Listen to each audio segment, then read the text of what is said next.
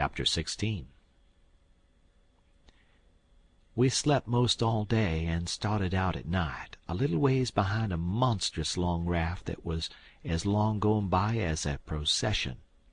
She had 4 long sweeps at each end, so we judged she carried as many as 30 men likely. She had 5 big wigwams aboard, wide apart, and an open campfire in the middle, and a tall flagpole at either end. There was a power of style about her. It amounted to something being a raftsman on such a craft as that. We went drifting down into a big bend, and the night clouded up and got hot. The river was very wide, and was walled with solid timber on both sides. You couldn't see a break in it hardly ever, or a light. We talked about Cairo, and wondered whether we would know it when we got to it. I said likely we wouldn't, because I had heard there wa'n't but about a dozen houses there, and if they didn't happen to have them lit up, how was we going to know we was passing a town? Jim said if the 2 big rivers joined together there, that would show. But I said maybe we might think we was passing the foot of an island and coming into the same old river again. That disturbed Jim, and me too. So the question was, what to do? I said, paddle ashore the first time a light showed and tell them Pap was behind, coming along with a trading scow, and was a green hand at the business, and wanted to know how far it was to Cairo. Jim thought it was a good idea, so we took a smoke on it and waited. There weren't nothing to do now but to look out sharp for the town, and not pass it without seeing it. He said he'd be mighty sure to see it, because he'd be a free man the minute he seed it, but if he missed it, he'd be in a slave country again and no more show for freedom. Every little while he jumps up and says, "There she is!" But it warn't. It was jack-o'-lanterns or lightning bugs, so he sat down again and went to watching same as before. Jim said it made him all over trembly and feverish to be so close to freedom. Well, I can tell you it made me all over trembly and feverish too, to hear him, because I've begun to get through my head that he was most free, and who was to blame for it? Why, me. I couldn't get that out of my conscience, no how nor no way. It got to troubling me so I couldn't rest. I couldn't stay still in one place.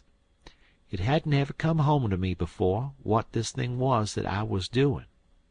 But now it did, and it stayed with me, and scorched me more and more. I tried to make out to myself that I warn't to blame, because I didn't run Jim off from his rightful owner. But it warn't no use. Conscience up and says every time, "But you knowed he was running for his freedom, and you could have paddled ashore and told somebody." That was so. I couldn't get around that no way. That was where it pinched. Conscience says to me, "What had poor Miss Watson done to you that you could see her nigger go off right under your eyes and never say one single word? What did that poor old woman do to you that you could treat her so mean? Why, she tried to learn you your book, she tried to learn you your manners, and she tried to be good to you every way she knowed how. That's what she done." I got to feeling so mean and so miserable I most wished I was dead. I fidgeted up and down the raft, abusing myself to myself, and Jim was fidgeting up and down past me. We neither of us could keep still. Every time he danced around and said, "Dar's Cairo," it went through me like a shot, and I thought if it was Cairo I reckoned I would die of miserableness. Jim talked out loud all the time while I was talking to myself. He was saying how the first thing he would do when he got to a free state he would go to saving up money and never spend a single cent, and when he got enough he would buy his wife, which was owned on a farm close to where Miss Watson lived, and then they would both work to buy the 2 children, and if their master wouldn't sell them they'd get an abolitionist to go and steal them. It most froze me to hear such talk. He wouldn't ever dare to talk such talk in his life before. Just see what a difference it made in him the minute he judged he was about free. It was according to the old sayin', Give a nigger an inch, and he'll take an ell. Thinks I, this is what comes of my not thinking. Here was this nigger, which I had as good as helped to run away, coming right out flat-footed and saying he would steal his children that belonged to a man I didn't even know, a man that hadn't ever done me no harm. I was sorry to hear Jim say that. It was such a lowering of him. My conscience got to stirring me up hotter than ever, until at last I says to it, "Let up on me. It ain't too late yet. I'll paddle ashore at the first light and tell." I felt easy and happy and light as a feather right off. All my troubles was gone. I went to looking out sharp for a light and sort of singing to myself. By and by one showed. Jim sings out, "We's safe, Huck, we's safe. Jump up and crack your heels. That's the good old Cairo at last. I just knows it." I says, "I'll take the canoe and go and see, Jim. It mightn't be, you know." He jumped and got the canoe ready, and put his old coat in the bottom for me to set on, and gave me the paddle. And as I shoved off, he says, "Putty soon I'll be a shoutin' for joy, and I'll say, it's all in accounts of Huck. I's a free man, and I couldn't ever been free if it hadn't been for Huck. Huck done it. Jim won't ever forget you, Huck. You's the best friend Jim's ever had, and you's the only friend old Jim's got now." I was paddling off, all in a sweat to tell on him, but when he says this, it seemed to kind of take the tuck all out of me. I went along slow then, and I warn't right down certain whether I was glad I started or whether I warn't. When I was 50 yards off, Jim says, "There you goes, the old true Huck, the only white gentleman that ever kept his promise to old Jim." Well, I just felt sick. But I says I got to do it. I can't get out of it. Right then along comes a skiff with 2 men in it with guns, and they stopped and I stopped. One of them says, "What's that yonder?" "Piece of a raft," I says. "Do you belong on it?" "Yes, sir." "Any men on it?" "Only one, sir." "Well, there's 5 niggers run off tonight up yonder, above the head of the bend. Is your man white or black?" I didn't answer up prompt. I tried to, but the words wouldn't come. I tried for a second or two to brace up and out with it, but I warn't man enough. Hadn't the spunk of a rabbit. I see I was weakening, so I just give up trying, and up and says, "He's white." "I reckon we'll go and see for ourselves." "I wish you would," says I, "because it's Pap that's there, and maybe you'd help me tow the raft ashore where the light is. He's sick, and so is Mam and Mary Ann." "Oh, the devil! We're in a hurry, boy. But I suppose we've got to. Come, buckle to your paddle, and let's get along." I buckled to my paddle, and they laid to their oars. When we had made a stroke or two, I says, "Pap'll be mighty much obleeged to you, I can tell you. Everybody goes away when I want them to help me tow the raft ashore, and I can't do it by myself." "Well, that's infernal mean. Odd, too. Say, boy, what's the matter with your father?" "It's well, it ain't anything much." They stopped pulling. It warn't but a mighty little ways to the raft now. One says, "Boy, that's a lie. What is the matter with your pap? Answer up square now, and it'll be the better for you." "I will, sir. I will, honest. But don't leave me, please. It's gentlemen, if you only pull ahead and let me heave you the headline, you won't have to come near the raft. Please do." "Set her back, John, set her back," says one. They backed water. "Keep away, boy, keep to leeward. Confound it, I just expect the wind has blowed it to us. Your pap's got the smallpox, and you know it precious well. Why didn't you come out and say so? Do you want to spread it all over?" "Well," says I, a blubbering, "I've told everybody before, and they just went away and left us." "Poor devil, there's something in that. We are right down sorry for you, but well, hang it, we don't want the smallpox, you see. Looky here, I'll tell you what to do. don't you try to land by yourself, or you'll smash everything to pieces. You float along down about 20 miles, and you'll come to a town on the left-hand bank of the river. It will be long after sunup then, and when you ask for help, you tell them your folks are all down with chills and fever. Don't be a fool again and let people guess what is the matter. Now we're trying to do you a kindness, so you just put 20 miles between us, that's a good boy. It wouldn't do any good to land yonder where the light is. It's only a wood yard. Say, I reckon your father's poor, and I'm bound to say he's in pretty hard luck. Here, I'll put a $20 gold piece on this board, and you get it when it floats by. I feel mighty mean to leave you, but my kingdom, it won't do to fool with smallpox, don't you see? Hold on, Parker, says the other man. Here's a 20 to put on the board for me. Good-bye, boy. You do as Mr. Parker told you, and you'll be all right. That's so, my boy. Good-bye. Good-bye. If you see any runaway niggers, you get help and nab them, and you can make some money by it. Good-bye, sir, says I. I won't let no runaway niggers get by me if I can help it. They went off, and I got aboard the raft, feeling bad and low, because I knowed very well I had done wrong, and I see it warn't no use for me to try to learn to do right. A body that don't get started right when he's little ain't got no show.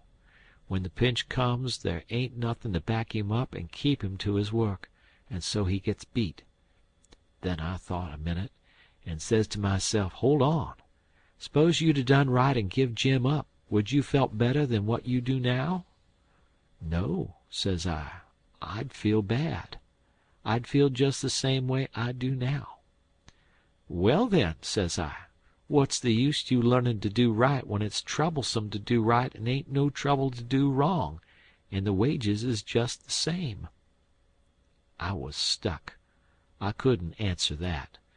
So I reckoned I wouldn't bother no more about it, but after this always do whichever come handiest at the time. I went into the wigwam. Jim warn't there. I looked all around. He warn't anywhere. I says, Jim! Here I is, Huck. Is they out of sight yet? Don't talk loud. He was in the river under the stern oar with just his nose out. I told him they was out of sight, so he come aboard. He says, I was a-listening to all the talk, and I slips into the river and was gwine to shove for shore if they come aboard. Then I was gwine to swim to the raft again when they was gone. But lawsy, how you did fool 'em, Huck. That was the smartest dodge. I tell you, child, I expected save old Jim. Old Jim ain't gonna forget you for dat, honey. Then we talked about the money. It was a pretty good raise, $20 apiece. Jim said he could take the deck passage on a steamboat now, and the money would last us as far as we wanted to go in the Free States. He said 20 mile more warn't far for the raft to go, but he wished we was already there. Towards daybreak we tied up, and Jim was mighty particular about hiding the raft good. Then he worked all day fixing things in bundles and getting all ready to quit rafting. That night about 10 we hove in sight of the lights of a town away down in a left-hand bend. I went off in the canoe to ask about it. Pretty soon I found a man out in the river with a skiff setting a trot line. I ranged up and says, Mister, is that town Cairo? Cairo? No, you must be a blame fool. What town is it, mister? If you want to know, go and find out. If you stay here bothering around me for half a minute longer, you'll get something you won't want. I paddled to the raft. Jim was awful disappointed, but I said never mind. Cairo would be the next place, I reckoned. We passed another town before daylight, and I was going out again, but it was high ground, so I didn't go. No high ground round Cairo, Jim said. I had forgot it. We laid up for the day on a towhead tolerable close to the left-hand bank. I'd begun to suspicion something. So did Jim. I says, maybe we went by Cairo in the fog that night. He says, don't let's talk about it, Huck.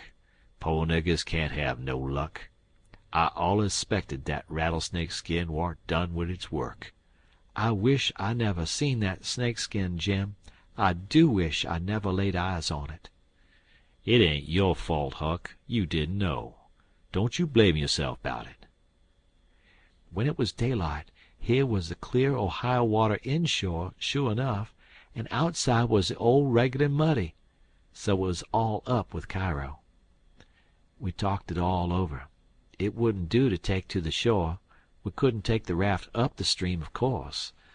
There wa'n't no way but to wait for dark and start back in the canoe and take the chances. So we slept all day amongst the cottonwood thicket, so as to be fresh for the work. And when we went back to the raft about dark, the canoe was gone. We didn't say a word for a good while. There weren't anything to say. We both knowed well enough that it was some more work of the rattlesnake skin, so what was the use to talk about it?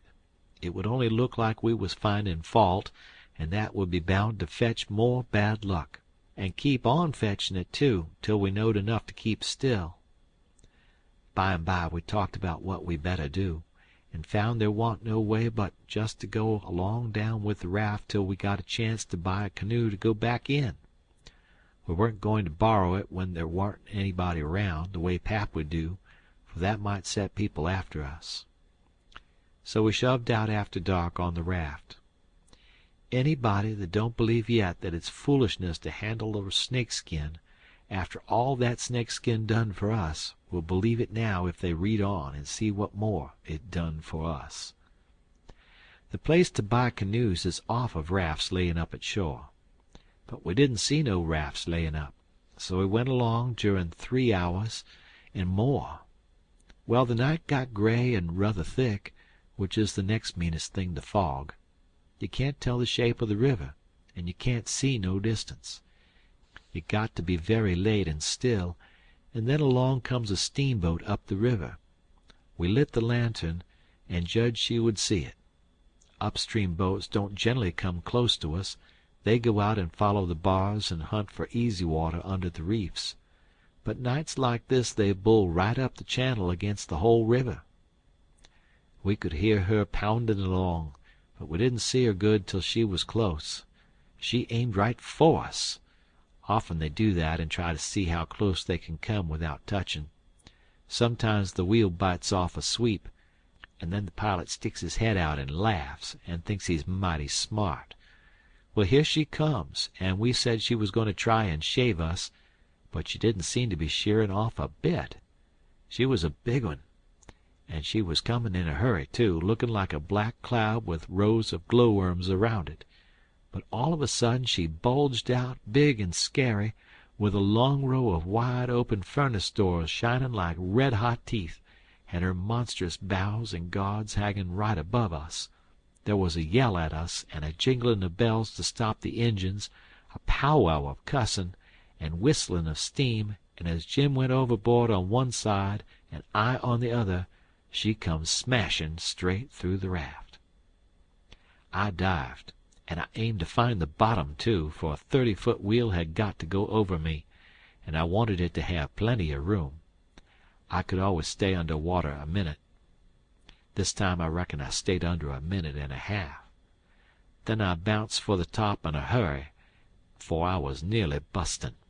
I popped out to my armpits and blowed the water out of my nose and puffed a bit. Of course there was a booming current, and of course that boat started her engines again 10 seconds after she stopped them, for they never cared much for raftsmen, for now she was churning along up the river, out of sight in the thick weather, though I could hear her. I sung out for Jim about a dozen times, but I didn't get any answer, so I grabbed a plank that touched me while I was treading water, and struck out for shore, shoving it ahead of me. But I made out to see that the drift of the current was towards the left-hand shore, which meant that I was in a crossing, so I changed off and went that way. It was one of these long, slanting 2-mile crossings, so I was a good long time in getting over. I made a safe landing and clumb up the bank. I couldn't see but a little ways, but I went poking along over rough ground for a quarter of a mile or more, and then I run across a big, old-fashioned double log house before I noticed it. I was going to rush by and get away, but a lot of dogs jumped out and went to howling and barking at me, and I knowed better than to move another peg. End of chapter. Chapter 17. In about a minute somebody spoke out of a window without putting his head out, and says, "Be done, boys. Who's there?" I says, "It's me." "Who's me?" "George Jackson, sir." "What do you want?" "I don't want nothing, sir. I only want to go along by, but the dogs won't let me." "What are you prowling around here this time of night for, hey?" "I warn't prowling around, sir. I fell overboard off of the steamboat." "Oh, you did you? Strike a light there, somebody. What did you say your name was?" "George Jackson, sir. I'm only a boy." "Look here, if you're telling the truth you needn't be afraid. Nobody'll hurt you. But don't try to budge. Stand right where you are. Rouse out Bob and Tom, some of you, and fetch the guns. George Jackson, is there anybody with you?" "No, sir, nobody." I heard the people stirring around in the house now, and see a light. The man sung out, "Snatch that light away, Betsy, you old fool. Ain't you got any sense? Put it on the floor behind the front door. Bob, if you and Tom are ready, take your places." "All ready." "Now, George Jackson, do you know the Shepherdsons?" "No, sir. I never heard of them." "Well, that may be so, and it mayn't. Now, all ready. Step forward, George Jackson. And mind, don't you hurry. Come mighty slow. If there's anybody with you, let him keep back. If he shows himself, he'll be shot. Come along now. Come slow. Push the door open yourself, just enough to squeeze in, do you hear?" I didn't hurry. I couldn't if I wanted to. I took one slow step at a time, and there warn't a sound, only I thought I could hear my heart. The dogs were as still as the humans, but they followed a little behind me. When I got to the 3 log doorsteps I heard them unlocking and unbarring and unbolting. I put my hand on the door and pushed it a little more, till somebody said, "There, that's enough. Put your head in." I done it, but I judged they would take it off. The candle was on the floor, and there they all was, and looking at me, and me at them, for about a quarter of a minute. 3 big men with guns pointed at me, which made me wince, I tell you. The oldest, gray and about 60, the other 2 30 or more, all of them fine and handsome, and the sweetest old gray-haired lady, and back of her 2 young women which I couldn't see right well. The old gentleman says, "There, I reckon it's all right. Come in." As soon as I was in, the old gentleman he locked the door and barred it and bolted it, and told the young men to come in with their guns, and they all went in a big parlor that had a new rag carpet on the floor, and got together in a corner that was out of the range of the front windows. There warn't none on the side. They held the candle and took a good look at me, and all said, "Why, he ain't a Shepherdson. No, there ain't any Shepherdson about him." Then the old man said he hoped I wouldn't mind being searched for arms, because he didn't mean no harm by it. It was only to make sure.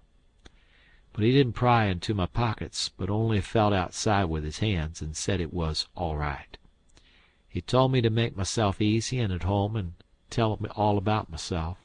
But the old lady says, "Why, bless you, Saul, the poor thing's as wet as he can be, and don't you reckon it may be he's hungry?" "True for you, Rachel, I forgot." So the old lady says, "Betsy," this was a nigger woman, "you fly round and get him something to eat as quick as you can, poor thing, and one of you girls go and wake up Buck and tell him, oh, here he is hisself. Buck, take this little stranger and get the wet clothes off of him, and dress him up in some of yours that's dry." Buck looked about as old as me, 13 or 14 or along there, although he's a little bigger than me. He hadn't on anything but a shirt, and he was very frowsy-headed. He came in gapping and digging one fist into his eyes, and he was dragging a gun along with the other one. He says, "Ain't there no Shepherdsons around?" They said no, 'twas a false alarm. "Well," he says, "if they'd have been some, I reckon I'd have got one." They all laughed, and Bob says, "Why, Buck, they might have scalped us all. You've been so slow in comin'." "Well, nobody come after me, and it ain't right I'm always kept down. I don't get no show." "Never mind, Buck, my boy," says the old man. "You'll have show enough, all in good time. Don't you fret about that. Go 'long with you now, and do as your mother told you." When we got upstairs to his room he got me a coarse shirt and a roundabout and pants of his, and I put them on. While I was at it he asked me what my name was, but before I could tell him he started to tell me about a blue jay and a young rabbit he had catched in the woods day before yesterday, and he asked me where Moses was when the candle went out. I said I didn't know. I hadn't heard about it before, no way. "Well, guess," he says. "How am I goin' to guess," says I, "when I never heard tell of it before?" "But you can guess, can't you? It's just as easy." "Which candle?" I says. "Why, any candle," he says. "I don't know where he was," says I. "Where was he?"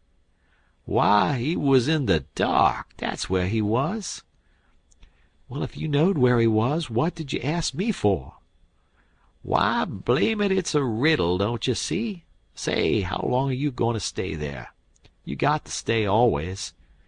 We can just have booming times. They don't have no school now. Do you own a dog? I got a dog. He'll go in the river and bring out chips that you throw in. Do you like to comb up Sundays and all that kind of foolishness? You bet I don't, but Ma, she makes me. Confound these old britches. I reckon I'd better put 'em on, but I'd ruther not. It's so warm. Are you all ready? All right. Come along, old hoss." Cold corn pone, cold corned beef, butter and buttermilk, that is what they had for me down there, and there ain't nothing better that ever I've come across yet. Buck and his ma and all of 'em smoked cob pipes, except the nigger woman, which was gone, and the 2 young women. They all smoked and talked, and I eat and talked. The young women had quilts around them and their hair down their backs. They all asked me questions, and I told them how Pap and me and all the family was living on a little farm down at the bottom of Arkansas, and my sister Mary Ann run off and got married and never was heard of no more, and Bill went to hunt them and he warn't heard of no more, and Tom and Mort died, and then there warn't nobody but just me and Pap left. He was just trimmed down to nothin' on account of his troubles, so when he died I took what there was left, because the farm didn't belong to us, started up the river, deck passage, and fell overboard, and that was how I come to be here. So they said I could have a home there as long as I wanted it. Then it was most daylight, and everybody went to bed, and I went to bed with Buck, and when I waked up in the morning, drat it all, I had forgot what my name was. So I laid there about an hour trying to think, and when Buck waked up, I says, "Can you spell, Buck?" "Yes," he says. "I bet you can't spell my name," says I. "I bet you what you dare I can," says he. "All right," says I. "Go ahead." George Jackson. There now, he says. "Well," says I, "you done it, but I didn't think you could. It ain't no slouch of a name to spell, right off without studyin'." I set it down private because somebody might want me to spell it next, and so I wanted to be handy with it and rattle it off just like I was used to it. It was a mighty nice family, and a mighty nice house, too. I hadn't seen no house out in the country before that was so nice and had so much style. It didn't have an iron latch on the front door, nor a wooden one with a buckskin string, but a brass knob to turn, the same as houses in town. There warn't no bed in the parlor, nor a sign of a bed, but heaps of parlors in towns has beds in 'em. There was a big fireplace that was bricked on the bottom, and the bricks was kept clean and red by pouring water on them and scrubbing them with another brick. Sometimes they wash them over with red water paint that they call Spanish brown, same as they do in town. They had big brass dog irons that could hold up a saw log. There was a clock on the middle of the mantelpiece, with a picture of a town painted on the bottom half of the glass front, and a round place in the middle of it for the sun, and you could see the pendulum swinging behind it. It was beautiful to hear that clock tick, and sometimes when one of these peddlers had been along and scoured her up and got her in good shape, she would start in and strike 150 before she got tuckered out. They wouldn't took any money for her. Well, there was a big outlandish parrot on each side of the clock, made out of something like chalk, and painted up gaudy. By one of the parrots was a cat made of crockery, and a crockery dog by the other, and when you pressed down on them they squeaked, but didn't open their mouths nor look different nor interested. They squeaked through underneath. There was a couple of big wild turkey wing fans spread out behind these things. On the table in the middle of the room was a kind of a lovely crockery basket that had apples and oranges and peaches and grapes piled up in it, which was much redder and yellower and prettier than real ones is, but they weren't real because you could see there was pieces that got chipped off and showed the white chalk, or whatever it was, underneath. This table had a cover made out of a beautiful oilcloth, with a red and blue spread-eagle painted on it, and a painted border all around. It come all the way from Philadelphia, they said. There was some books, too, piled up perfectly exact on each corner of the table. One was a big family Bible full of pictures. One was Pilgrim's Progress, about a man that left his family, it didn't say why. I read considerable in it now and then. The statements was interesting but tough. Another was Friendship's Offering, full of beautiful stuff and poetry, but I didn't read the poetry. Another was Henry Clay's Speeches, and another was Dr. Gunn's Family Medicine, which told you all about what to do if a body was sick or dead. There was a hymn book and a lot of other books, and there was nice split-bottom chairs, and perfectly sound, too, not bagged down in the middle and busted like an old basket. They had pictures hung on the walls, mainly Washingtons and Lafayettes, and battles, and Highland Marys, and one called Signing the Declaration. There was some that they called crayons, which one of the daughters which was dead made her own self when she was only 15 years old. They was different from any pictures I ever see before, blacker mostly than is common. One was a woman in a slim black dress, belted small under the armpits, with bulges like a cabbage in the middle of the sleeves, and a large black scoop-shovel bonnet with a black veil, and white slim ankles crossed about with black tape, and very wee black slippers, like a chisel, and she was leaning pensive on a tombstone on her right elbow, under a weeping willow, and her other hand hanging down her side holding a white handkerchief and a reticule, and underneath the picture it said, "Shall I never see thee more, alas?" Another one was a young lady with her hair all combed up straight to the top of her head, and knotted there in front of a comb like a chair-back, and she was crying into a handkerchief, and had a dead bird laying on its back in her other hand with its heels up. And underneath the picture it said, "I shall never hear thy sweet chirrup more, alas." And there was one where a young lady was at a window looking up at the moon, and tears running down her cheeks, and she had an open letter in one hand with black sealing wax showing on one edge of it, and she was mashing a locket with a chain to it against her mouth, and underneath the picture it said, "And art thou gone? Yes, thou art gone, alas." And these was all nice pictures, I reckon, but I didn't somehow seem to take to them, because if ever I was down a little they always give me the fantods. Everybody was sorry she died, because she had laid out a lot more of these pictures to do, and a body could see by what she had done what they had lost. But I reckoned that with her disposition she was having a better time in the graveyard. She was at work on what they said was her greatest picture when she took sick, and every day and every night it was her prayer to be allowed to live till she got it done, but she never got the chance. It was a picture of a young woman in a long white gown, standing on the rail of a bridge all ready to jump off, with her hair all down her back, and looking up to the moon, and with the tears running down her face, and she had 2 arms folded across her breast, and 2 arms stretched out in front, and 2 more reaching up towards the moon, and the idea was to see which pair would look best, and then scratch out all the other arms.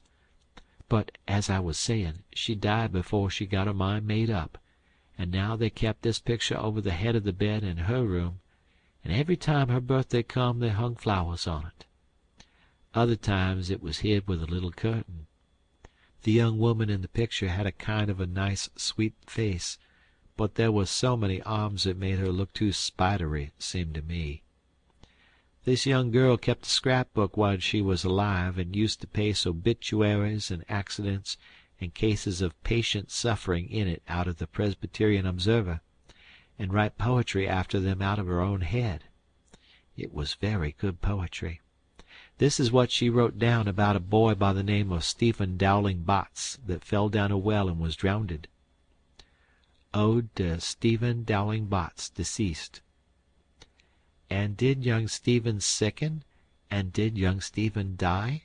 And did the sad hearts thicken? And did the mourners cry? No, such was not the face of young Stephen Dowling Bots. Though sad hearts round him thickened, 'twas not from sickness shots. No whooping cough did rack his frame, nor measles drear with spots. Not these impaired the sacred name of Stephen Dowling Bots. Despised love struck not with woe that head of curly knots, nor stomach troubles laid him low, young Stephen Dowling Bots. Oh no, then list with tearful eye, whilst I his fate do tell.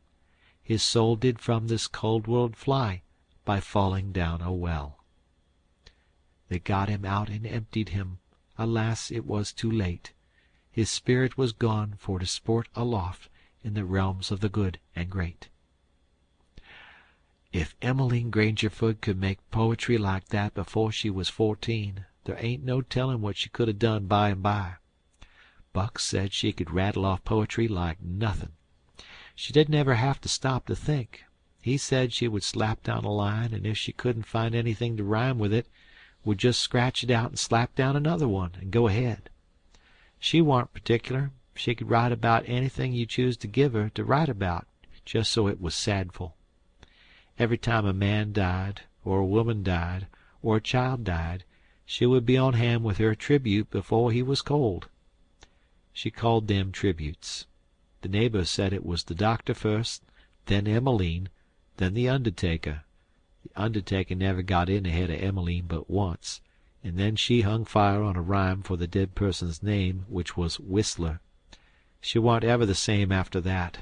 She never complained, but she kind of pined away and did not live long. Poor thing, many's the time I made myself go up to the little room that used to be hers and get out her poor old scrapbook and read in it when her pictures had been aggravating me and I had soured on her a little.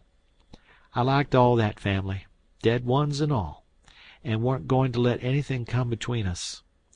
Poor Emmeline made poetry about all the dead people when she was alive, and it didn't seem right that there warn't nobody to make some about her now she was gone. So I tried to sweat out a verse or two myself, but I couldn't seem to make it go somehow.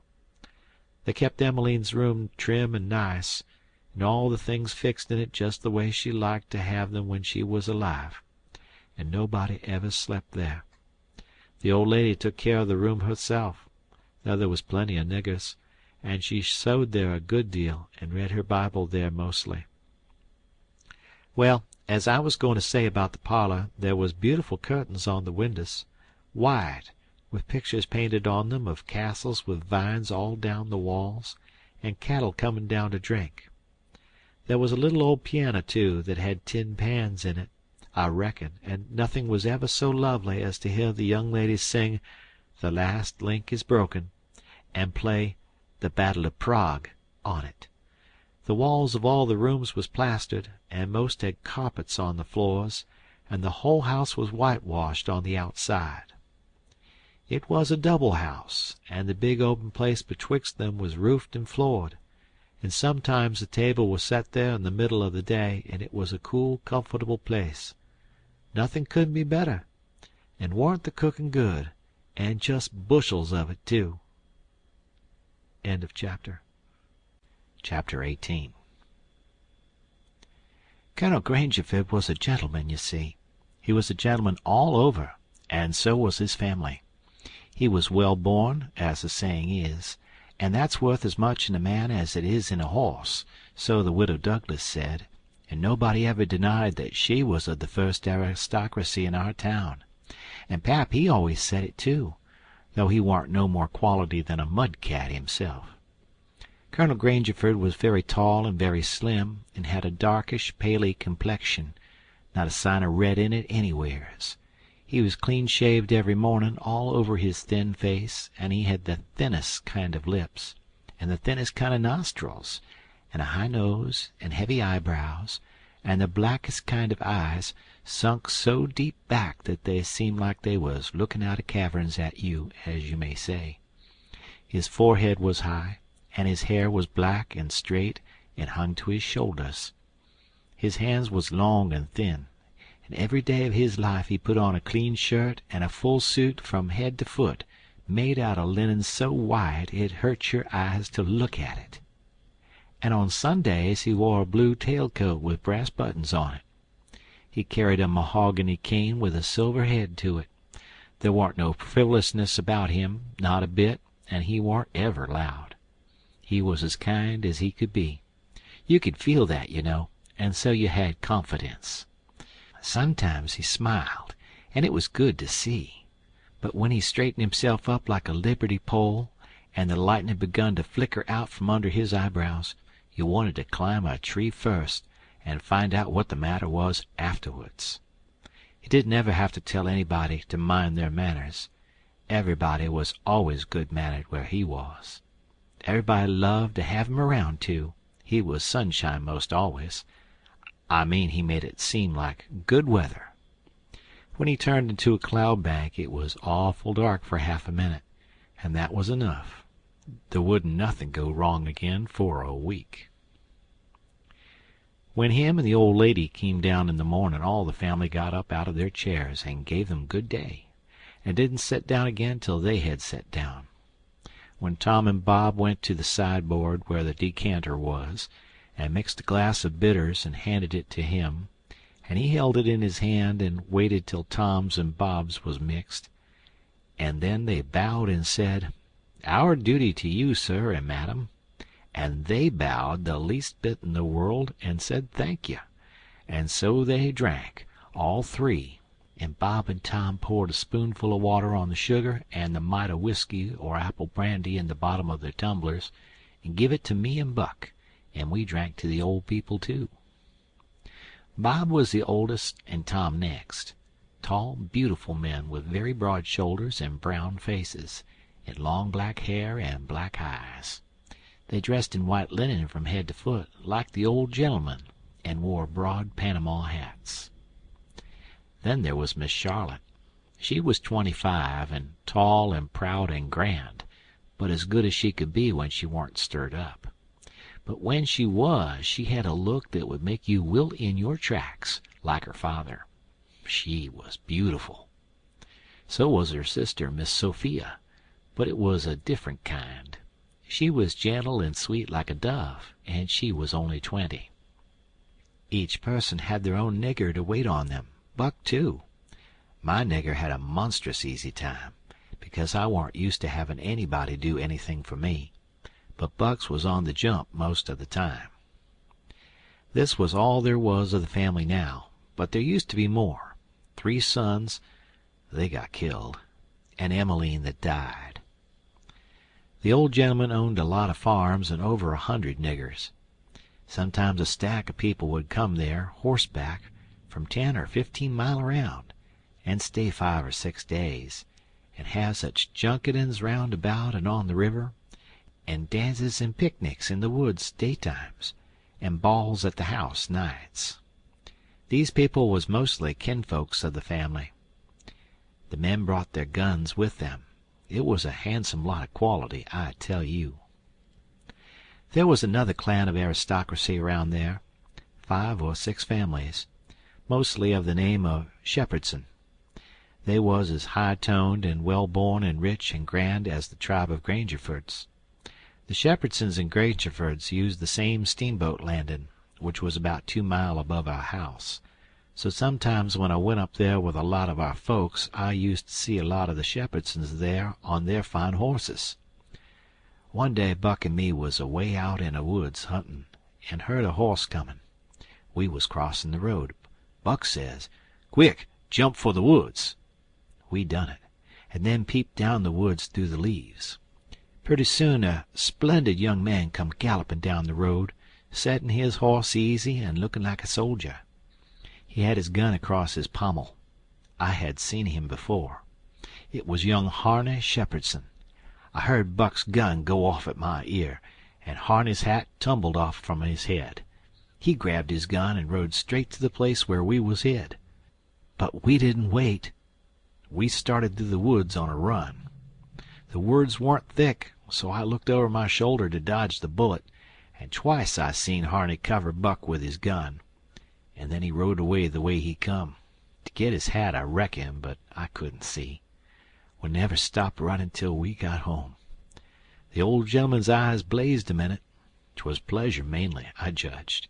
Then his face sorter smoothed down, and he says, kind of gentle, "I don't like that shooting from behind a bush.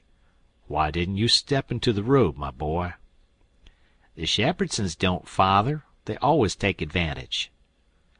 Miss Charlotte, she held her head up like a queen while Buck was telling his tale, and her nostrils spread and her eyes snapped. The 2 young men looked dark, but never said nothing. Miss Sophia, she turned pale, but the color come back when she found the man weren't hurt. Soon as I could get Buck down by the corn cribs under the trees by ourselves, I says, "Did you want to kill him, Buck?" "Well, I bet I did." "What did he do to you?" "Him? He never done nothin' to me." "Well, then, what did you want to kill him for?" "Why, nothin', only it's on account of the feud." "What's a feud?" "Why, where was you raised? Don't you know what a feud is?" "Never heard of it before. Tell me about it." "Well," says Buck, "a feud is this way. A man has a quarrel with another man and kills him. Then that other man's brother kills him. Then the other brothers on both sides go for one another. Then the cousins chip in, and by everybody's killed off, and there ain't no more feud. But it's kind of slow and takes a long time."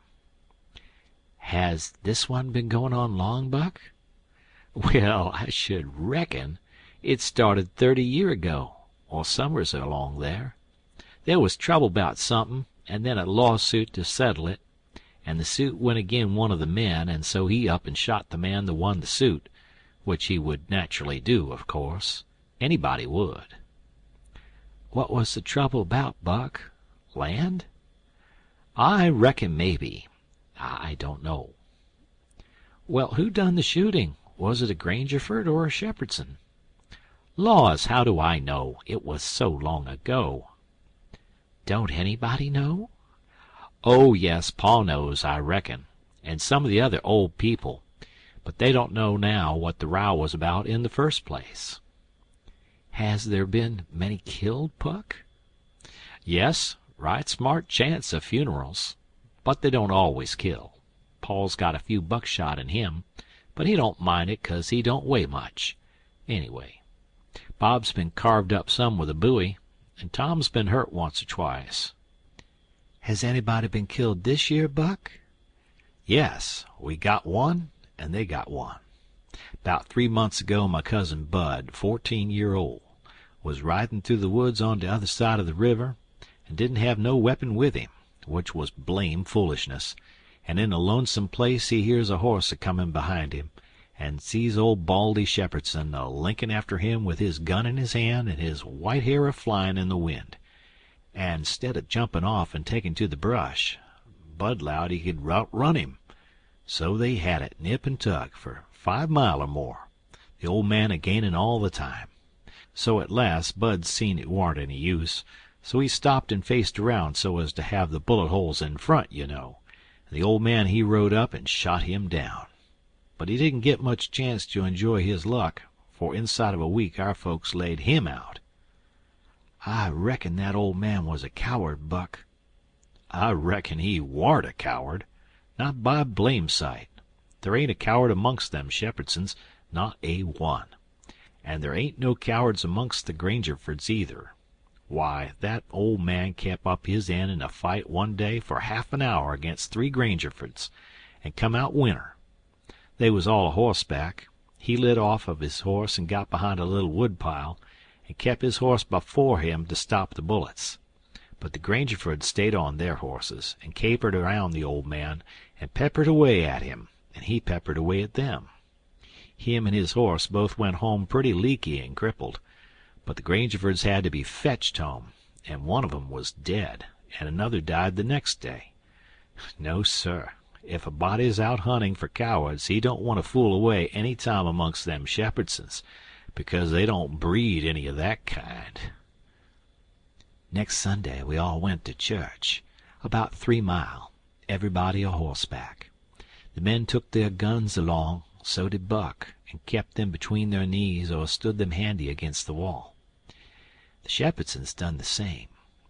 It was pretty ornery preaching, all about brotherly love and such like tiresomeness, but everybody said it was a good sermon, and they all talked it over going home, and had such a powerful lot to say about faith and good works and free grace and pre-foreordestination, and I don't know what all, that it did seem to me to be one of the roughest Sundays I had run across yet. About an hour after dinner everybody was dozing around, some in their chairs and some in their rooms, and it got to be pretty dull. Buck and a dog was stretched out on the grass in the sun, sound asleep. I went up to our room and judged I would take a nap myself.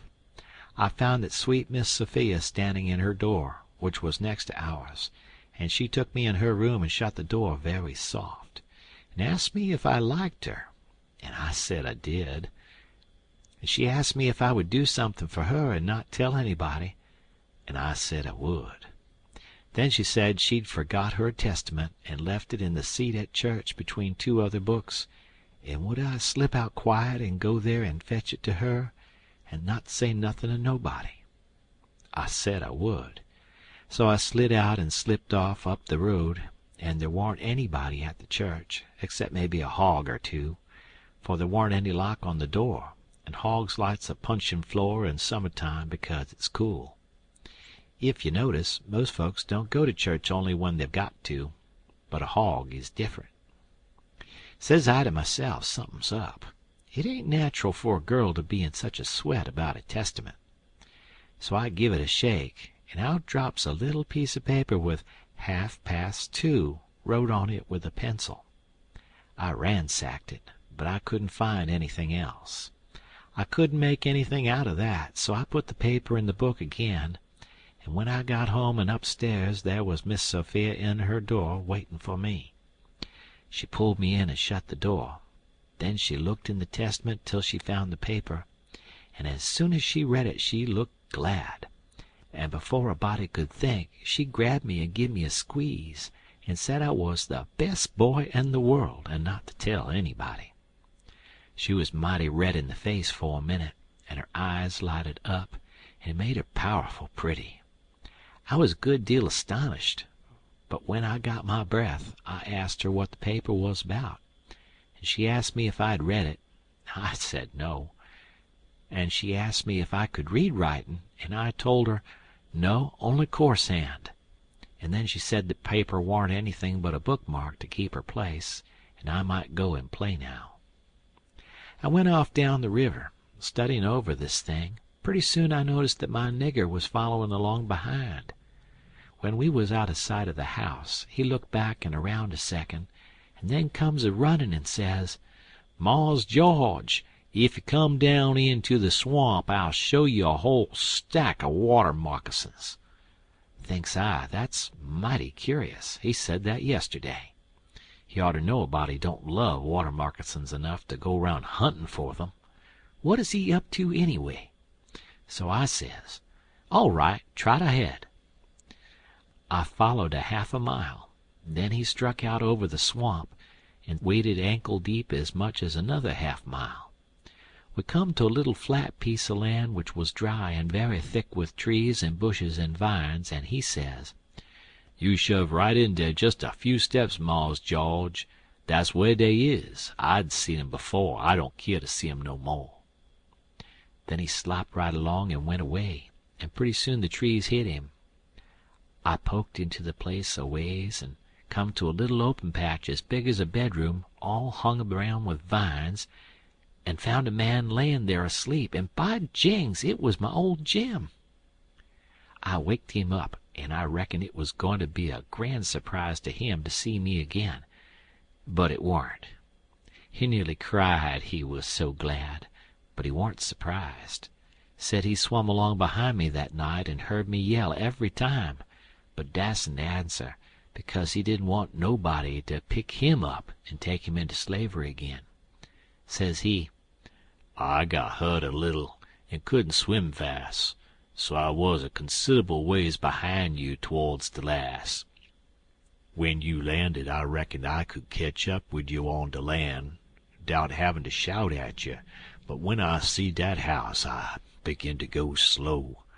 I was off too fur to hear what they say to you. I was afraid of the dogs, but when it was all quiet again, I knowed you was in the house, so I struck out for the woods to wait for day.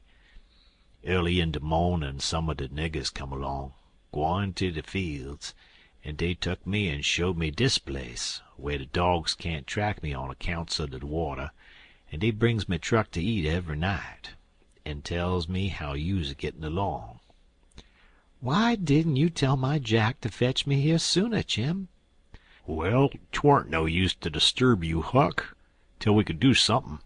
But we's all right now. I've been a-buyin' pots and pans and vittles, as I got a chancet, and a-patchin' up the raft nights when—" "What raft, Jim?" "Our old raft." "You mean to say our old raft warn't smashed all to flinders?" "No, she warn't. She was tore up a good deal. One end of her was, but there warn't no great harm done, only our traps was most all lost. If we hadn't dived so deep and swum so fur under water, and the night hadn't been so dark, and we warn't so skeered, and been such punkin heads, as the sayin' is, we'd a seed the raft. But it's jest as well we didn't, 'cause now she's all fixed up again most as good as new, and we's got a new lot of stuff in the place of what is lost." "Why, how did you get hold of the raft again, Jim? Did you catch her?" "How I gwine to catch her and I out in the woods? No, some of the niggers found her ketched on a snag along here in the bend, and they hid her in a crick amongst the willers, and they was so much jawin' about which of 'em she belonged to the most that I come to hear about it purty soon, and I ups and settles the trouble by tellin' 'em she don't belong to none of 'em, but to you and me. And I asked 'em if they gwine to grab a young white gentleman's property and get a hidin' for it. Then I gin 'em 10 cents apiece, and they is mighty well satisfied, and wish some more rafts had come along and make 'em rich again. Dey's mighty good to me, dese niggers is, and whatever I wants 'em to do for me I don't have to ask 'em twice, honey. Dat Jack's a good nigger and purty smart." "Yes, he is. He ain't ever told me you was here. Told me to come, and he'd show me a lot of water moccasins. If anything happens, he ain't mixed up in it. He can say he never seen us together, and it'll be the truth. I don't want to talk much about the next day. I reckon I'll cut it pretty short. I waked up about dawn and was a-going to turn over and go to sleep again when I noticed how still it was. Didn't seem to be anybody stirring. That warn't usual. Next, I noticed that Buck was up and gone. Well, I gets up a-wonderin' and goes downstairs. Nobody around. Everything is still as a mouse. Just the same outside. Thinks I, what does it mean? Down by the woodpile I comes across my Jack and says, "What's it all about?" Says he, "Don't you know Mars George?" "No," says I don't." "Well, den, Miss Sophia's run off. 'Deed she has. She run off in de night sometime, nobody don't know jest when. Run off to git married to dat young Harney Shepherdson, you know. Leastwise, so dey spec. De fambly found it out 'bout half an hour ago, maybe a little mo', and I tell you dey warn't no time's loss. Such another hurryin' up guns and hosses you never see. De wimmen folks is gone for to stir up de relations, and old Marse Saul and de boys tuck de guns and rode up de river road for to try and ketch dat young man and kill him 'fo' he kin git across de river with Miss Sophia. I reckon dey's gwine to be mighty rough times." "Buck went off without waking me up." "Well, I reckon he did. Dey weren't gwine to mix you up in it. Mars Buck he loaded up his gun and 'lowed he's gwine to fetch home a Shepherdson or bust. Well, dere'll be plenty of 'em dar, I reckon, and you bet you he'll fetch one if he gets a chance." I took up the river road as hard as I could get. By and by I began to hear guns a good ways off. When I come in sight of the log store and the woodpile where the steamboats lands, I worked along under the trees and brush till I got to a good place, and then I clumb up into the forks of a cottonwood that was out of reach and watched. There was a wood rank 4 foot high a little ways in front of the tree, and first I was going to hide behind that, but maybe it was luckier I didn't. There was 4 or 5 men cavorting around on their horses in the open place before the log store, cussing and yelling and trying to get at a couple of young chaps that was behind the wood rank alongside of the steamboat landing, but they couldn't come it. Every time one of them showed hisself on the river side of the woodpile he got shot at. The 2 boys was squatting back to back behind the pile so they could watch both ways. By and by the men stopped cavorting around and yelling. They started riding towards the store. Then up gets one of the boys, draws a steady bead over the wood rank, and drops one of them out of his saddle. All the men jumped off their horses and grabbed the hurt one, and started to carry him to the store. And that minute the 2 boys started on the run. They got halfway to the tree I was in before the men noticed. Then the men see them, and jumped on their horses and took out after 'em. They gained on the boys, but it didn't do no good. The boys had too good a start.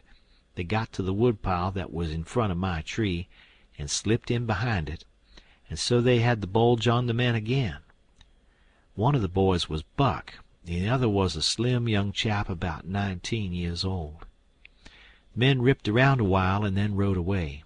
As soon as they was out of sight, I sung out to Buck and told him. He didn't know what to make of my voice coming out of the tree at first. He was awful surprised. He told me to watch out sharp and let him know when the men come in sight again. Said they was up to some devilment or other. Couldn't be gone long. I wished I was out of that tree, but I dasn't come down. Buck begun to cry and rip, and 'lowed that him and his cousin Joe, that was the other young chap, would make up for this day yet.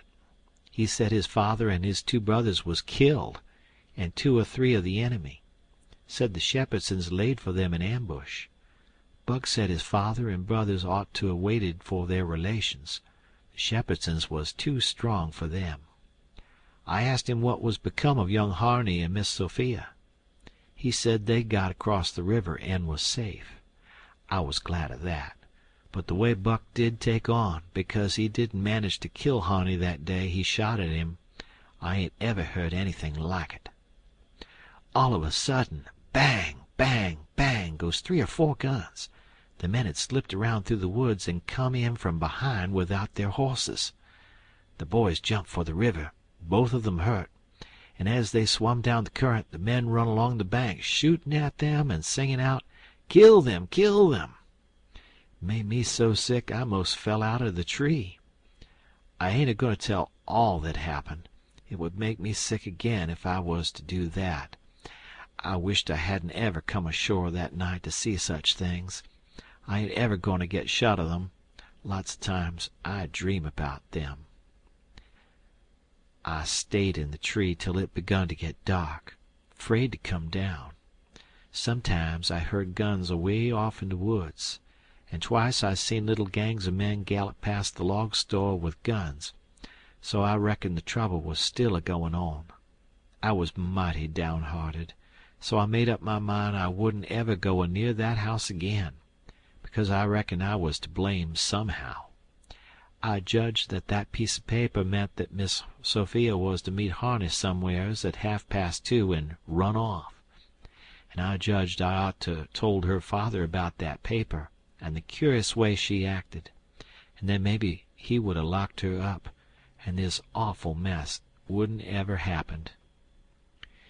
When I got down out of the tree, I crept along down the river bank a piece and found the 2 bodies laying in the edge of the water, and tugged at them till I got them ashore. Then I covered up their faces and got away as quick as I could. I cried a little when I was covering up Buck's face, for he was mighty good to me. It was just dark now. I never went near the house, but struck through the woods and made for the swamp. Jim warn't on his island, so I tramped off in a hurry for the crick and crowded through the willows, red hot to jump aboard and get out of that awful country. The raft was gone. My souls, but I was scared. I couldn't get my breath for most a minute. Then I raised a yell.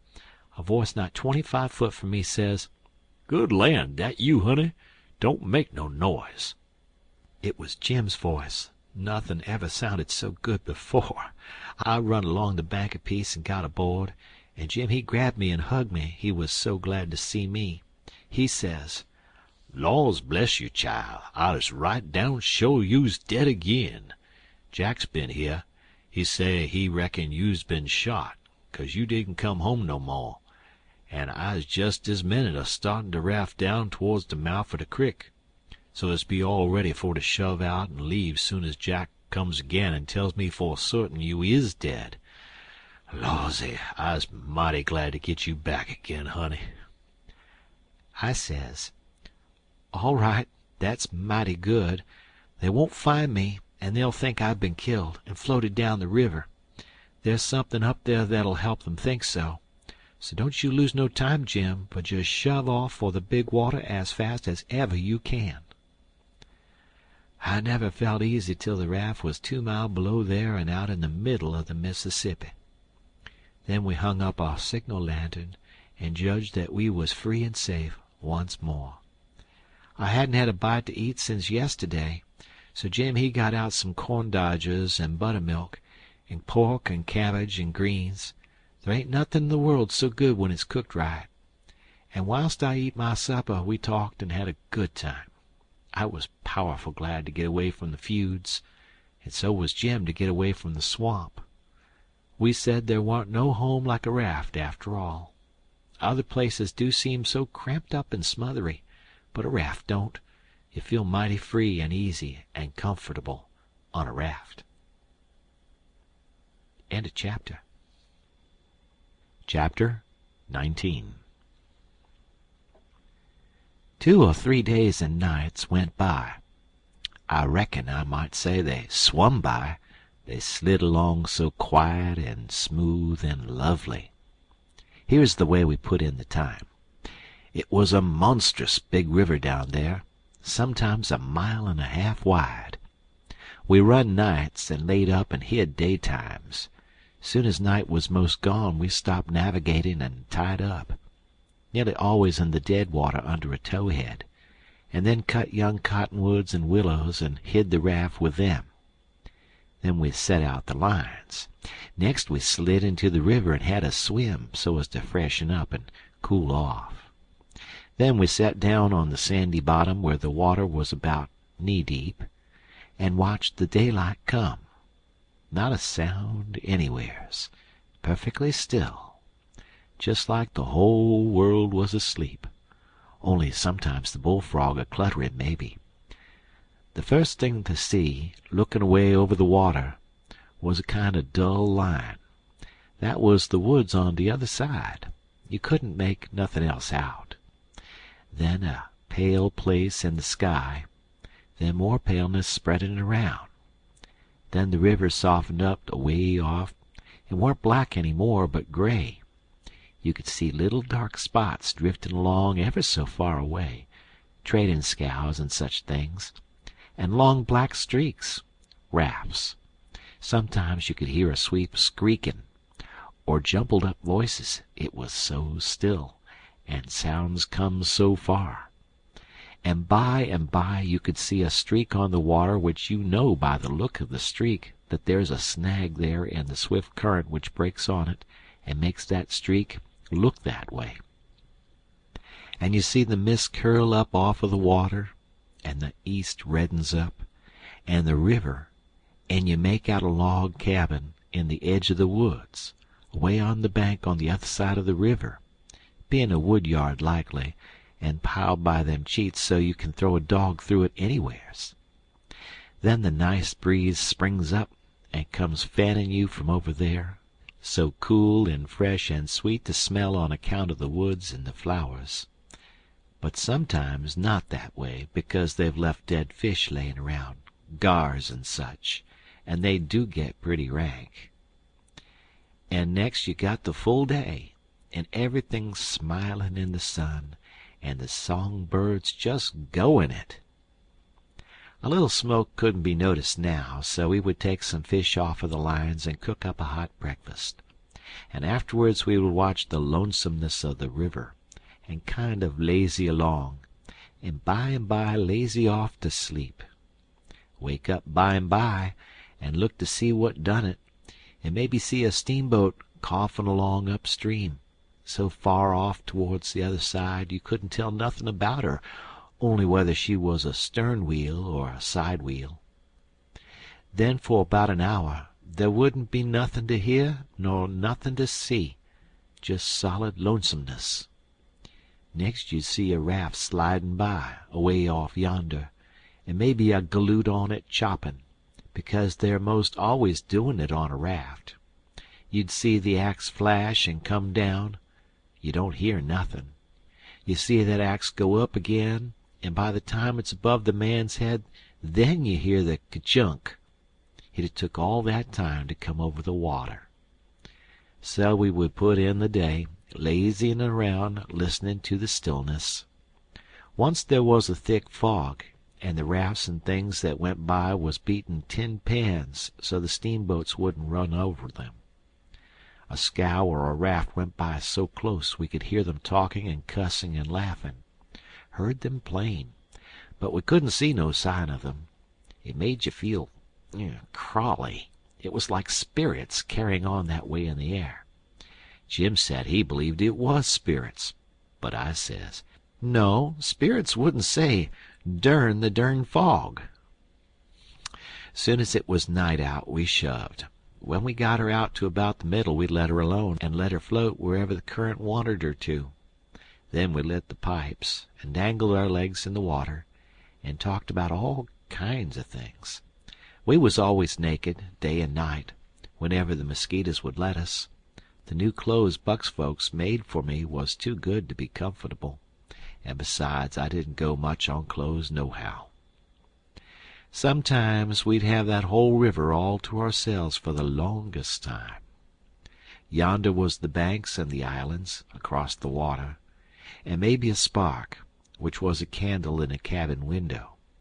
And sometimes on the water you could see a spark or two, on a raft or a scow, you know, and maybe you could hear a fiddle or a song coming over from one of them crafts. It's lovely to live on a raft. We had the sky up there, all speckled with stars, and we used to lay on our backs and look up at them, and discuss about whether they were made or only just happened. Jim he allowed they was made, but I allowed they happened. I judged it would have took too long to make so many. Jim said the moon could have laid them, Well, that looked kind of reasonable, so I didn't say nothing against it, because I've seen a frog lay most as many, so of course it could be done. We used to watch the stars that fell, too, and see them streak down. Jim allowed they'd got spoiled and was hove out of the nest. Once or twice of a night we would see a steamboat slipping along in the dark, and now and then she would belch a whole world of sparks up out of her chimblies, and they would rain down in the river and look awful pretty. Then she would turn a corner and her lights would wink out, and her powwow shut off and leave the river still again. And by her waves would get to us, a long time after she was gone, and joggle the raft a bit, and after that you wouldn't hear nothing, for you couldn't tell how long, except maybe frogs or something. After midnight the people on shore went to bed, and then for 2 or 3 hours the shores was black, no more sparks in the cabin windows. These sparks was our clock. The first one that showed again meant morning was coming, so we hunted a place to hide and tie up right away. One morning about daybreak I found a canoe and crossed over a chute to the main shore. It was only 200 yards, and paddled about a mile up a creek amongst the cypress woods to see if I couldn't get some berries. Just as I was passing a place where a kind of a cow path crossed the creek, here comes a couple of men tearing up the path as tight as they could foot it. I thought I was a goner, for whenever anybody was after anybody I judged it was me, or maybe Jim. I was about to dig out from there in a hurry, but they was pretty close to me then, and sung out and begged me to save their lives. Said they hadn't been doing nothing, and was being chased for it. Said there was men and dogs a-comin'. They wanted to jump right in, but I says, "Don't you do it. I don't hear the dogs and horses yet. You've got time to crowd through the brush and get up the crick a little ways. Then you take to the water and wade down to me and get in. That'll throw the dogs off the scent." They done it, and soon as they was aboard I lit out for our towhead. In about 5 or 10 minutes we heard the dogs and the men away off shouting. We heard them come along towards the crick, but couldn't see them. They seemed to stop and fool around a while. Then, as we got further and further away all the time, we couldn't hardly hear them at all. By the time we had left a mile of woods behind us and struck the river, everything was quiet. We paddled over to the towhead and hid in the cottonwoods and was safe. One of these fellows was about 70 or upwards, and had a bald head and very gray whiskers. He had an old battered-up slouch hat on, and a greasy blue woolen shirt, and ragged old blue jean breeches stuffed into his boot-tops, and home-knit galluses. No, he only had one. He had an old long-tailed blue jeans coat with slick brass buttons flung over his arm, and both of them had big, fat, ratty-looking carpet-bags. The other fellow was about 30, and dressed about as ornery. After breakfast we all laid off and talked, and the first thing that come out was that these chaps didn't know one another. "What got you into trouble?" Says the bald head to the other chap. "Well, I'd been selling an article to take the tartar off the teeth, and it does take it off, too, and generally the enamel along with it. But I stayed about one night longer than I ought to, and was just in the act of sliding out when I ran across you on the trail this side of town, and you told me they were coming, and begged me to help you get off. So I told you I was expecting trouble myself, and would scatter out with you. That's the whole yarn. What's yourn?" "Well, I've been running a little temperate survival there about a week, and was the pet of the women folks, big and little, for I was making it mighty warm for the rummies, I tell you, and taking as much as $5 or $6 a night, 10 cents a head, children and niggers free, and business a-growing all the time, when somehow or another a little report got around last night that I had a way of putting in my time with a private jug on the sly. A nigger rousted me out this morning, and told me the people was gathering on the quiet with their dogs and horses, and they'd be along pretty soon and give me about half an hour's start, and then run me down if they could. And if they got me, they'd tar and feather me and ride me on a rail, sure. I didn't wait for no breakfast. I warn't hungry. "Old man," said the young one, "I reckon we might double team it together. What do you think?" I ain't undisposed. What's your line mainly?" "Chore printer by trade. Do a little in patent medicines. Theater actor. Tragedy, you know. Take a turn to mesmerism and phrenology when there's chance. Teach singing geography school for a change. Sling a lecture sometimes. Oh, I do lots of things. Most anything that comes handy so it ain't work. What's your lay?" "I've done considerable in the doctorin' way in my time. Layin' on of hands is my best holt, for cancer and paralysis and sich things, and I can tell a fortune pretty good when I've got somebody along to find out the facts for me. Preachin's my line, too, and workin' camp meetin's, and missionaryin' around." Nobody never said anything for a while. Then the young man hove a sigh and says, "Alas!" "What are you alassin' about?" says the bald head. "To think I should have lived to be leading such a life, and be degraded down into such company." And he begun to wipe the corner of his eye with a rag. "Dern your skin, ain't the company good enough for you?" says the bald head, pretty pert and uppish. "Yes, it is good enough for me. It's as good as I deserve, for who fetched me so low when I was so high? I did myself. I don't blame you, gentlemen. Far from it. I don't blame anybody. I deserve it all. Let the cold world do its worst. One thing I know, there's a grave somewhere for me. The world may go on just as it's always done, and take everything from me. Loved ones, property, everything. But it can't take that. Some day I'll lie down in it and forget it all, and my poor broken heart will be at rest." He went on a-wiping. "Drot your poor broken heart," says the bald head. "What are you heavin' your poor broken heart at us fer? We hain't done nothin'." "No, I know you haven't. I ain't blamin' you, gentlemen. I brought myself down. Yes, I did it myself. It's right I should suffer. Perfectly right. I don't make any moan." "Brought you down from where? Where was you brought down from?" "Ah, you would not believe me. The world never believes. Let it pass. 'Tis no matter. The secret of my birth—" "The secret of your birth? Do you mean to say—" "Gentlemen," says the young man, very solemn, "I will reveal it to you, for I feel I may have confidence in you. By rights, I am a duke." Jim's eyes bugged out when he heard that, and I reckon mine did too. Then the bald head says, "No, you can't mean it." "Yes. My great-grandfather, eldest son of the Duke of Bridgewater, fled to this country about the end of the last century, to breathe the pure air of freedom, married here, and died, leaving a son, his own father dying about the same time. The second son of the late Duke seized the titles and estates. The infant real Duke was ignored. I am the lineal descendant of that infant.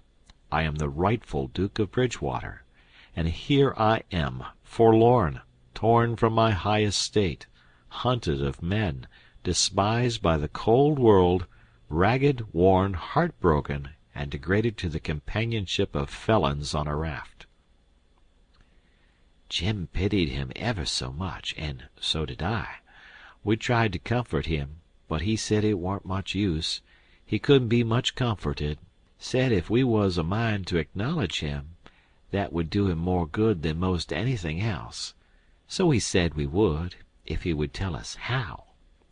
He said we ought to bow when we spoke to him and say, "Your Grace," or "My Lord," or "Your Lordship," and he wouldn't mind it if we called him plain Bridgewater, which he said was a title anyway and not a name, and one of us ought to wait on him at dinner and do any little thing for him he wanted done. Well, that was all easy, so we done it. All through dinner Jim stood around and waited on him and says, "Will yo' grace have some of dis or some of dat?" and so on, and a body could see it was mighty pleasing to him. But the old man got pretty silent by and by, didn't have much to say, and didn't look pretty comfortable over all that patting that was going on around that Duke. He seemed to have something on his mind. So along in the afternoon he says, "Looky here, Bridgewater," he says, "I'm nation sorry for you, but you ain't the only person that's had troubles like that." "No?" "No, you ain't. You ain't the only person that's been snaked down wrongfully out of a high place." "Alas!" "No, you ain't the only person that's had a secret of his birth." And by jings, he begins to cry. "Hold! What do you mean?" "Bilgewater, can I trust you?" says the old man, still sort of sobbing. "To the bitter death." He took the old man by the hand and squeezed it, and says, "That secret of your being, speak." "Bilgewater, I am the late Dauphin." You bet you, Jim and me stared this time.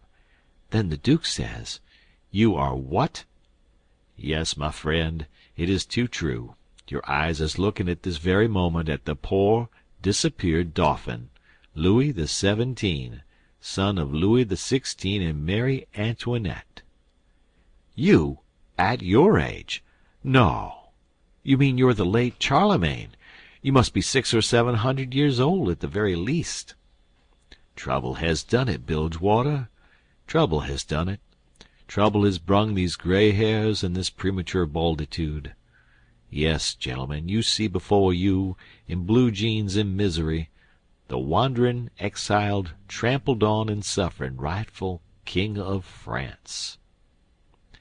Well, he cried and took on so that me and Jim didn't know hardly what to do. We was so sorry, and so glad and proud we got him with us too. So we set in, like we'd done before with the Duke, and tried to comfort him.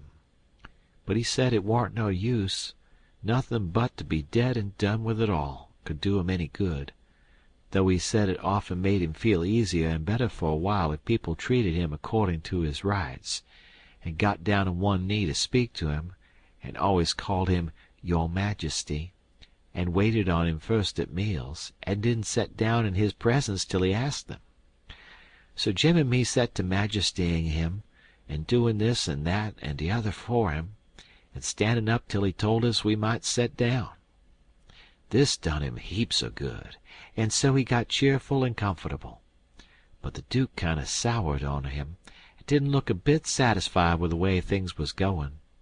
Still, the king acted real friendly towards him, and said the Duke's great-grandfather and all the other Dukes of Bilgewater was a good deal thought of by his father, and was allowed to come to the palace considerable.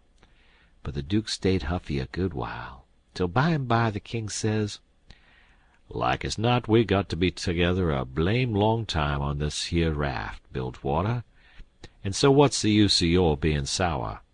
It'll only make things uncomfortable. It ain't my fault I warn't born a duke. It ain't your fault you warn't born a king. So what's the use to worry? Make the best o' things the way you find 'em, says I. That's my motto. This ain't no bad thing we've struck here.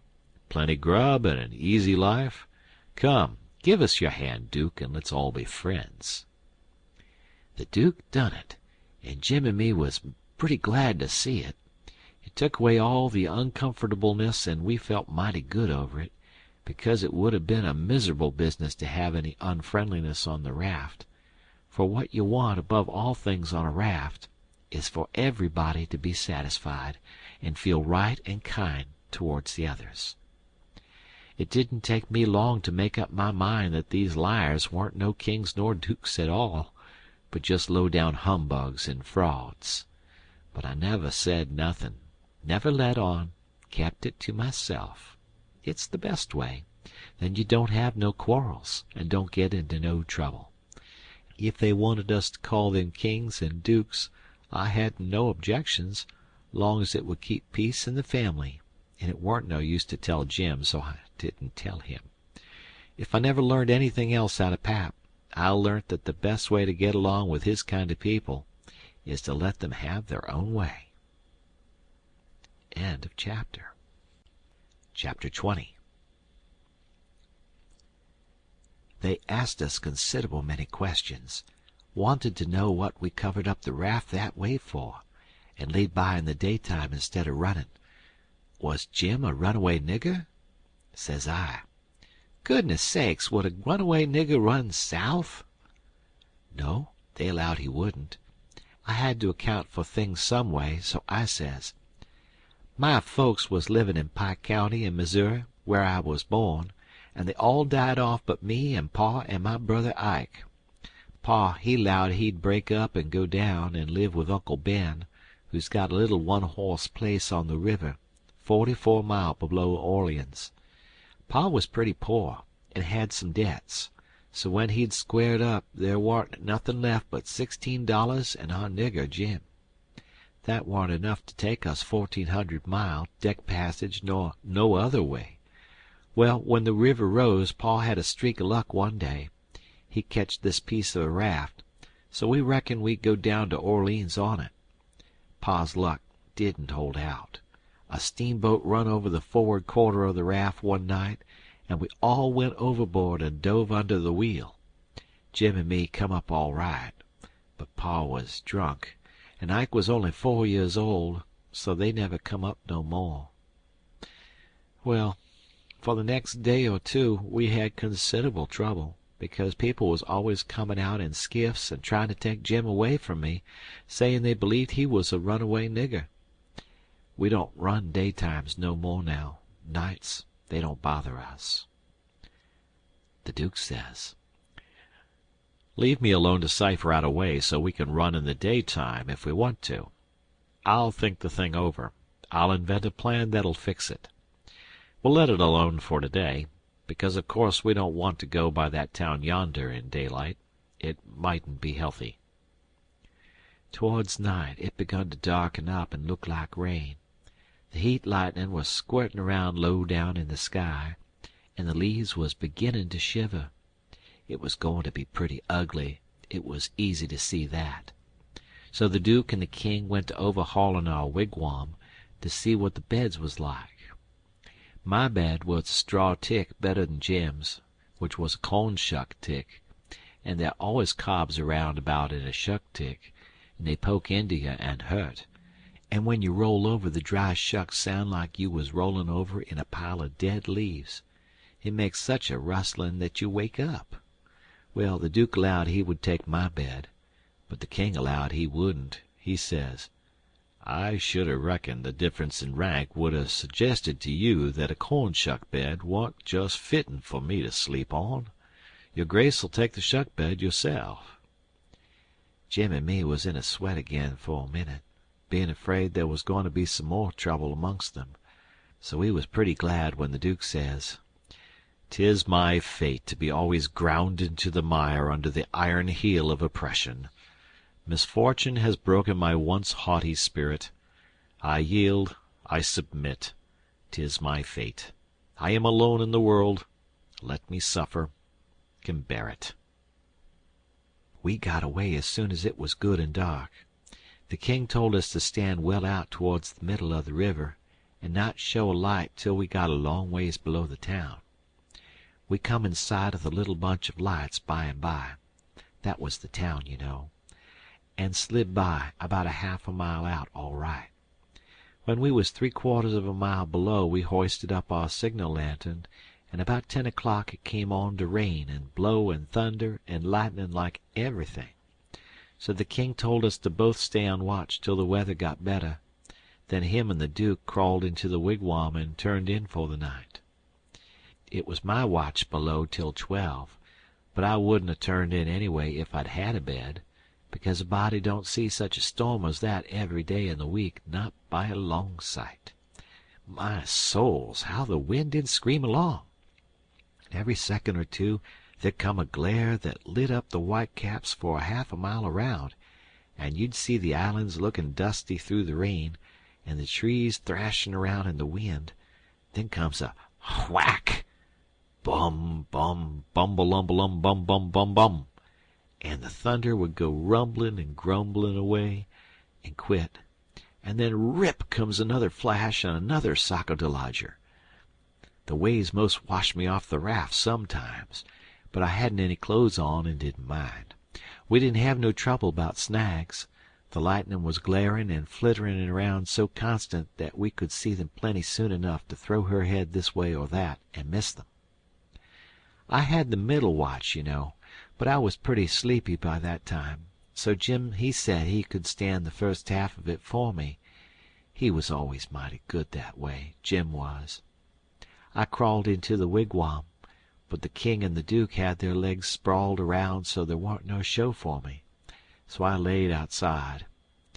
I didn't mind the rain because it was warm, and the waves warn't running so high now. About 2 they come up again, though, and Jim was going to call me, but he changed his mind because he reckoned they weren't high enough yet to do any harm.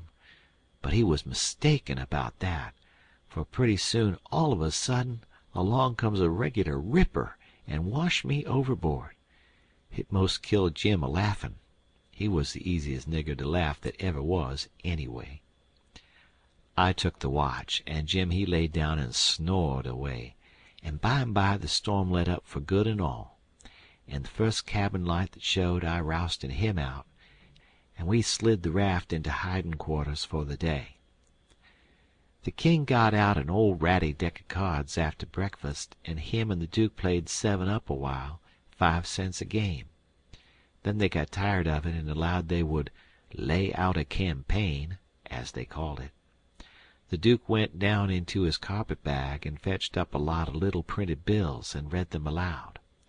One bill said, "The celebrated Dr. Armand de Montauban of Paris would lecture on the science of phrenology at such and such a place on the blank day of blank at 10 cents admission, and furnish charts of character at 25 cents apiece."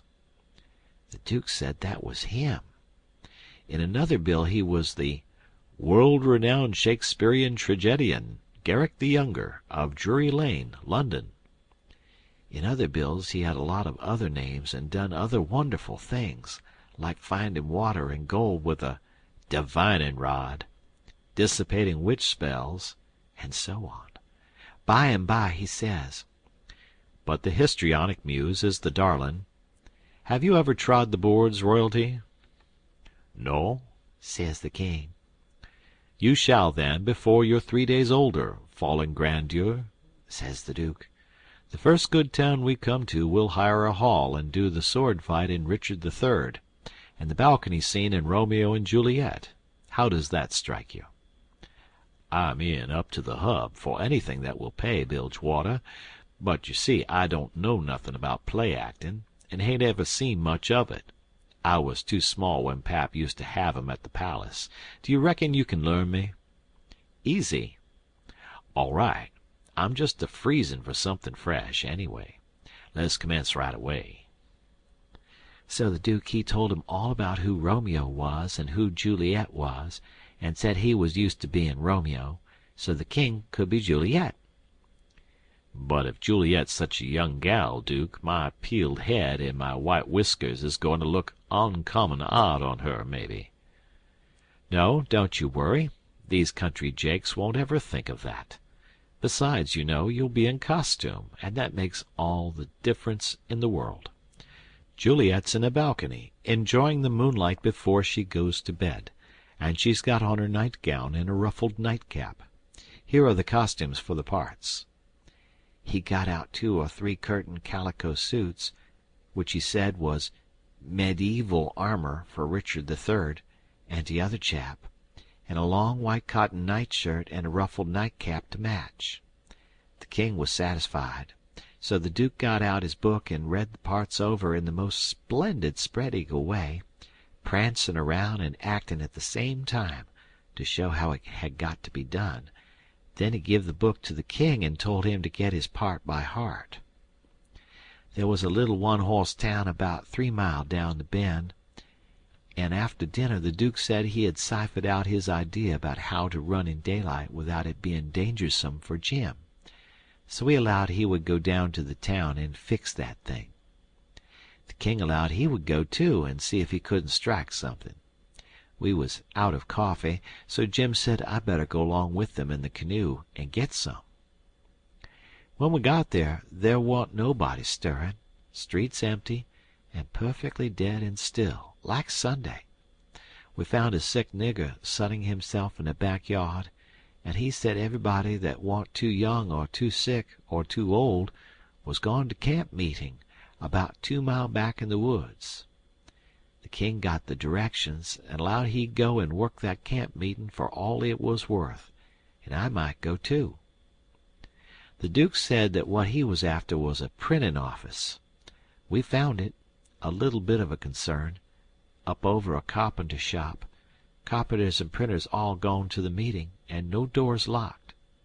It was a dirty, littered-up place and had ink marks and handbills with pictures of horses and runaway niggers on them, all over the walls. The Duke shed his coat and said he was all right now. So me and the king lit out for the camp meeting. We got there in about a half an hour fairly dripping, for it was a most awful hot day. There was as much as 1,000 people there from 20 mile around. The woods was full of teams and wagons, hitched everywheres, feeding out of the wagon troughs and stomping to keep off the flies. There was sheds made out of poles and roofed over with branches, where they had lemonade and gingerbread to sell, and piles of watermelons and green corn and such like truck. The preaching was going on under the same kind of sheds, only they was bigger and held crowds of people. The benches was made out of outside slabs of logs with holes bored in the round side to drive sticks into for legs. They didn't have no backs. The preachers had high platforms to stand on at one end of the sheds. The women had on sunbonnets, and some had linsey-woolsey frocks, some gingham ones, and a few of the young ones had on calico.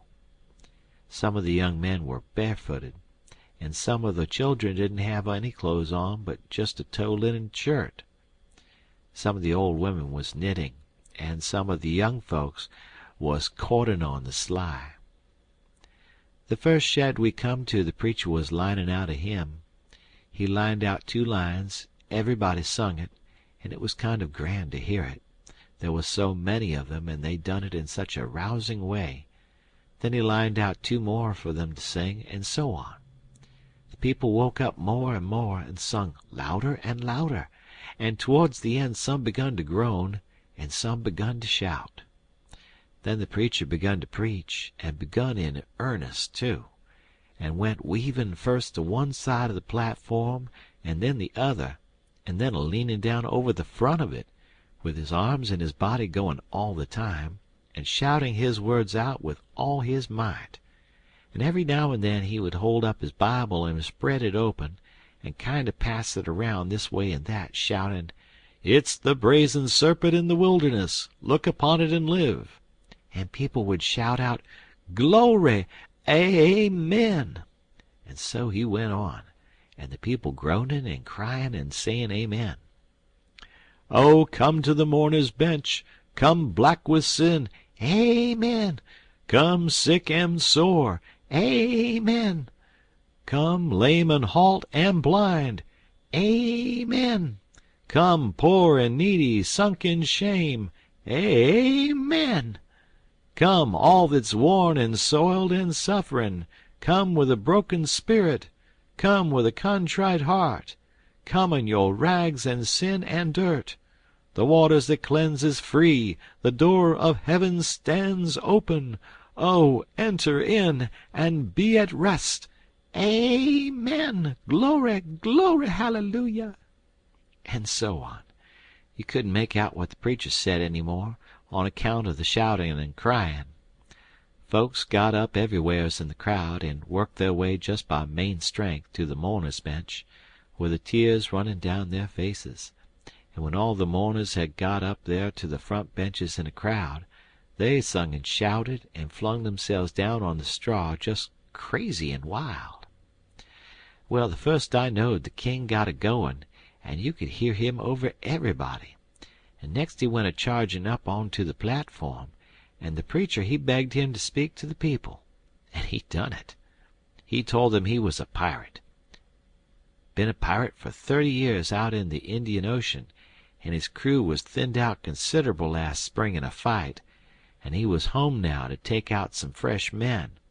And thanks to goodness he'd been robbed last night and put ashore off of a steamboat without a cent, and he was glad of it. It was the blessedest thing that ever happened to him, because he was a changed man now, and happy for the first time in his life, and poor as he was going to start right off and work his way back to the Indian Ocean, and put in the rest of his life trying to turn the pirates into the true path, for he could do it better than anybody else, being acquainted with all pirate crews in that ocean. And though it would take him a long time to get there without money, he would get there anyway, and every time he convinced a pirate he would say to him, "Don't you thank me, don't you give me no credit. It all belongs to them dear people in Pokeville camp meeting, natural brothers and benefactors of the race, and that dear preacher there, the truest friend a pirate ever had." Then he bursted into tears, and so did everybody.